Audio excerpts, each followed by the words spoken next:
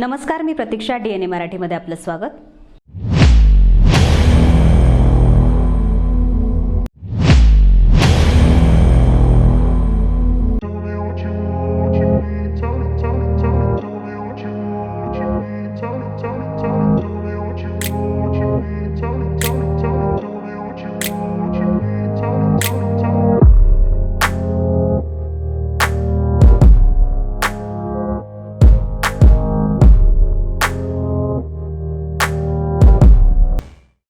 यशस्विनी महिला ब्रिगेडच्या अध्यक्षा तथा राष्ट्रवादी काँग्रेसच्या कार्यकर्त्या रेखा जरे यांची 30 नोव्हेंबर रोजी जातेगाव घाटात निर्घुण हत्या करण्यात आली.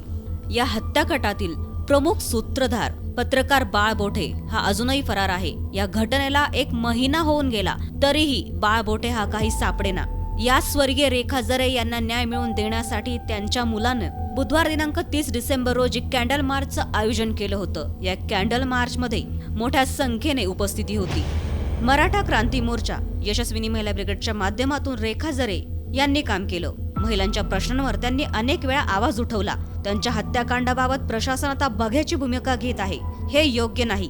आता कठोर पावले उचलण्याची गरज आहे. रेखा जरे यांच्या मुलाने यासाठी कॅन्डल मार्चचं आयोजन केलं होतं. हा त्यांच्या कुटुंबासाठी नाही तर अशा प्रवृत्तींचा बिमोड व्हावा यासाठी काढला होता.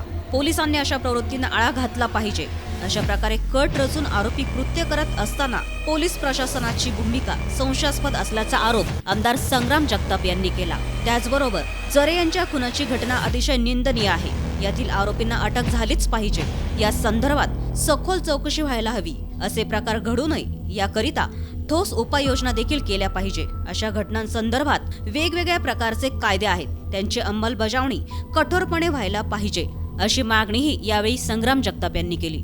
तपासाला गती मिळावी, आरोपी अटक व्हावेत, सखोल तपास सखोल चौकशी झाली पाहिजे.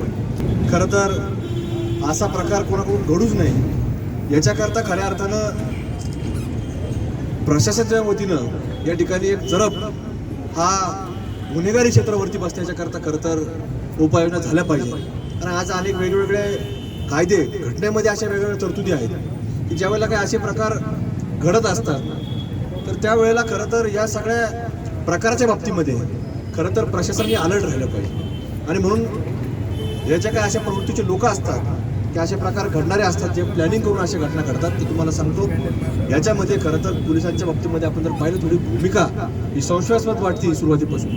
आमच्या बातम्या पाहण्यासाठी आणि अपडेट राहण्यासाठी आमचं चॅनल DNA मराठीला लाईक करा आणि सबस्क्राईब करा. आपण बदला, जग बदलेल. धन्यवाद.